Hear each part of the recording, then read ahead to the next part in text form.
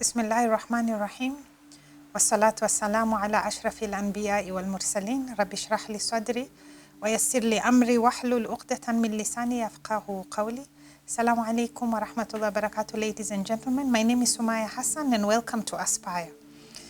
In today's session, I would like us to talk about how to negotiate for a higher pay.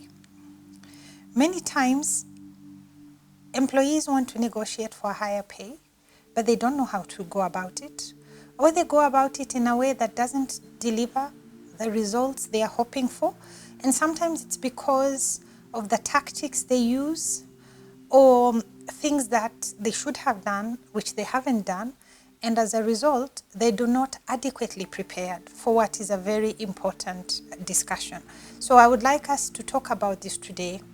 If you do feel that you want a higher pay, how should you go about it? Number one, you need to show that you believe in yourself. Confidence is extremely important. If you're negotiating, you must indicate that you know your worth. And you must then back this up. If you're negotiating from a position where you're an internal employee, you already work for this company, and you're negotiating for a higher pay from the inside, then in addition to your confidence and knowing your worth, you really need to back this up with a very strong work ethic and attitude. If you are a poor performer and you have terrible attitude that no one wants to spend time with you, and yet you're negotiating for higher pay, what is the likelihood that you will get it? So it really is very important that you're backing your request up with a very, very great work ethic and the right attitude, because this is part of what your employer will be looking at. How have you been performing? How are you relating with others? So make sure that you're really very clear before you go and ask for a higher pay about your work ethic and about your attitude. At the same time, it's also important for you to give yourself options. Don't negotiate with a stake in the ground. I must have money or I must have money. No. What are the other options? Perhaps at that particular point, your employer is not in a position to give you an increment in terms of cash, but maybe there's something else they can do. So what are the other options that would work for you? Is it a better medical package, for instance? Maybe you don't have medical package, or maybe you have package that is only for you. Could it include your family? Could it be housing, for instance? Is that an option? Perhaps your employer has accommodation somewhere, and that could be an option for you to ask, could you get an employee housing, benefit of some sort? It could also be something else. Could it be shares in the company? In return for achieving something, you then get an opportunity to earn shares in the company. So as you work for the company, you're also working for yourself. So be also thoughtful about what other options you may want to consider other than just cash. The second thing, it's also very important that you present your case with facts. When you're negotiating for pay, you want to approach the conversation factually, not with feelings. This will require you to research the market. Understand what is somebody of your experience, of your skills getting within your market. Perhaps in another market, in another part of the globe, they are getting X times. Do you live there? No. So how much value will it add to that conversation? Context really matters. So do the research and also practice ahead of time. It really is a very important discussion. You could walk into the room, your boss has given you an opportunity to meet him or her for this discussion, and then you go there and you freeze. You have, the words just disappear, you don't know what to say. So one of the things that you should do, because it is important, practice. What is it that you want to say? What are the facts you want to put forth? Write it down. Why not? So that you're very well prepared when you go in for this discussion.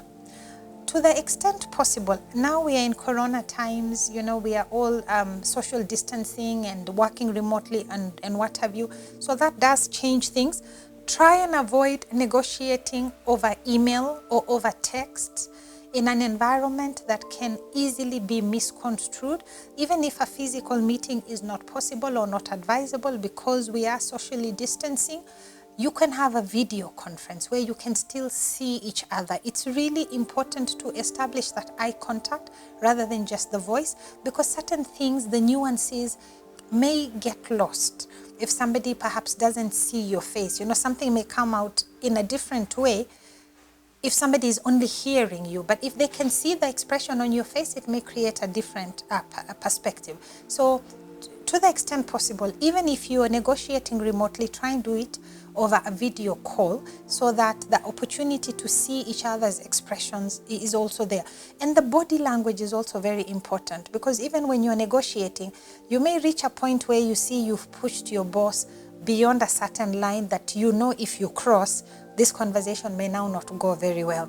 And that may be okay if you've made a decision that, listen, I'm ready to walk away. That is also an option for you, but it is important to read the body language and what is it telling you.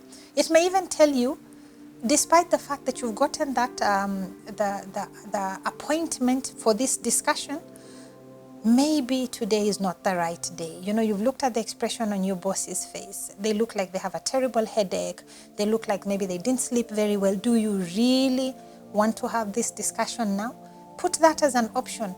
That are you okay for us to proceed with this discussion now, or would you rather we reschedule it? It will make you look like you're very considerate, like you're very, emotionally mature. So it is important that that you read the body language and see what it's telling you. It is also important that you should have done a personal audit of yourself. What are you really bringing into this conversation? What is the value that you are generating? And what is the additional value that you believe you're going to add? Remember, it is critical when you're negotiating for a higher pay that you focus on the results. You really need to focus on the results. How are you going to directly impact the bottom line? How are you going to add more value to this organization that justifies you getting better pay? Sometimes employees negotiate for more pay without wanting to add any incremental value to the organization. Now, here is one big mistake that many employees make when they're negotiating for pay. They argue their case based on their expenses. I want more pay because my rent has gone up. I want more pay because my family has increased. Really? Is it your boss's responsibility to manage your expenses? Now, that is one way you should not have the conversation on negotiating for pay. Do not have it based on your expenses. The responsibility for managing your expenses is on you. If you want to negotiate for a better pay, what you want to show your boss is the additional value you're going to add. And this is therefore very important that you really focus on this, that you do a personal audit, and that you're very clear what it is that you're going to add by way of extra value to your organization that justifies your increment. The other thing you also want to do is to exceed expectations. If all you're doing is just meeting expectations, then the salary you will get is the one that will also just meet expectations. You want something higher, then you need to deliver higher. You need to exceed the expectation. It is not enough for you to just do what everybody else is doing. In that case, you should get what everybody else is getting. Is that not so? If what you're looking for is more, then you need to also deliver more. Now, how can you do this? One of the ways that you can do this is to be very clear. What are the standards by which you are being measured by the company? It's very important to understand this. How is your boss evaluating you? What are the standards that the company has put in place for evaluation? If you don't get that right, you run the risk of judging yourself by your own standards. Okay, that may work in some cases. In some cases, it will not. The question you need to ask yourself is, are you paying yourself? Are you getting this higher pay from yourself?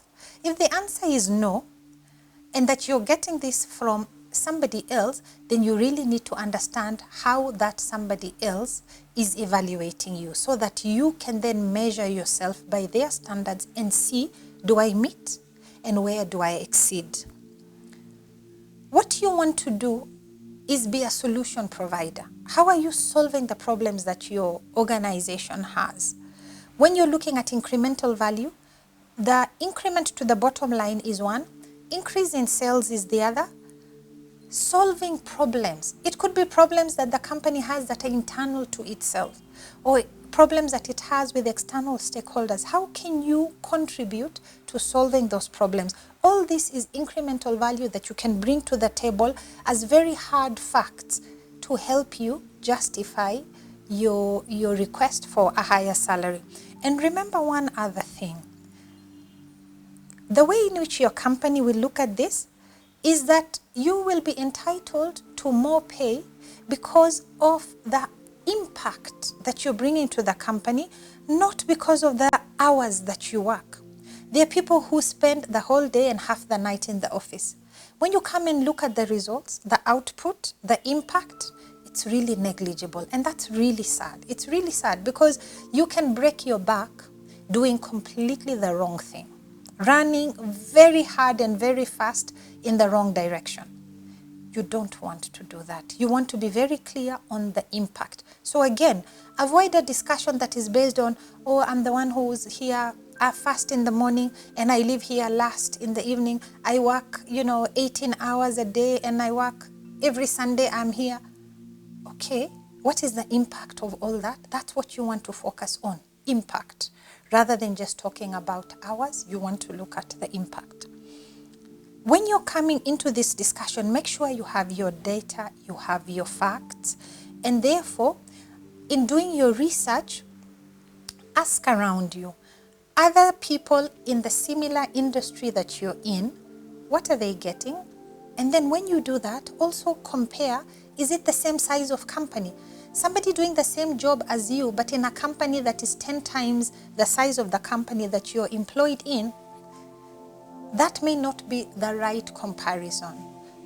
Unless you can show to your boss your vision and your aim of growing your organization to actually achieve what that other competitor has achieved.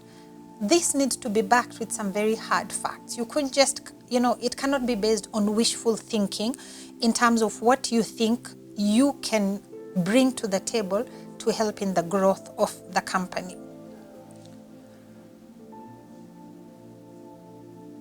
It is important that you strike a balance between being agreeable, being willing to negotiate, being hostile, and being desperate. You don't want to come across as desperate in a negotiation. It puts somebody in a position where they feel they can really push you down, perhaps even below what you believe is the value of yourself in that particular position. You also don't want to come across as hostile. You know what? It's my way or the highway. It's very easy for it to be the highway in that case. So strike a balance. Be willing to discuss. Be willing to talk. Be willing to explore other opportunities. And to my next point, work together with your boss on this particular issue. Remember that this is a mutual engagement between the two of you. It is about whether the two of you can continue working together to bring mutual benefit to the organization and to yourself.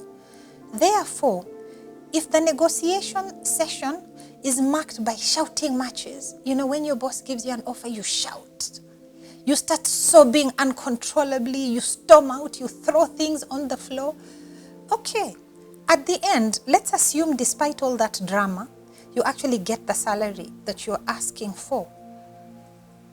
How are the two of you going to work together beyond this? You have shown yourself to be an emotional mess, isn't it? When you're pushed, when something happens, you shout and throw things around and cry all over the place. And what your boss is thinking is, do I really want to continue working with this person? So remember, you may get a short-term win in terms of the salary that you're negotiating, but in the longer term, Somebody could actually just now be planning for your exit. You take the salary now, but immediately I'm starting to plan for how I am replacing you because the drama is just too much. So focus on the fact that beyond the salary negotiation, how are you going to continue working together, and therefore be professional. Have a value mindset. If this is a new job that you're being offered, remind yourself that the reason why your boss has called you or the employer has called you for the negotiation or even for the interview is because they believe you have certain skills that they want. So have that as a beginning point. Have a value mindset that there is value that the employer believes that you are bringing to the table, and go into it, therefore, to extend the value discussion. Were they right about what they assessed about you? Okay, bring that out in your conversation so that the conversation isn't only about the money and what you are going to get out of it, but about the value that you are going to bring into the company. And finally, think like your boss. Put yourself in your boss's shoes. What is it that they are going through at that particular time that you should be considerate about in this discussion? In the current environment, where a lot of companies have been very hard hit by the pandemic, your boss is thinking of survival. They're just trying to manage month to month to ensure the business keeps going, that they can maintain a certain number of employees and that they don't shut down.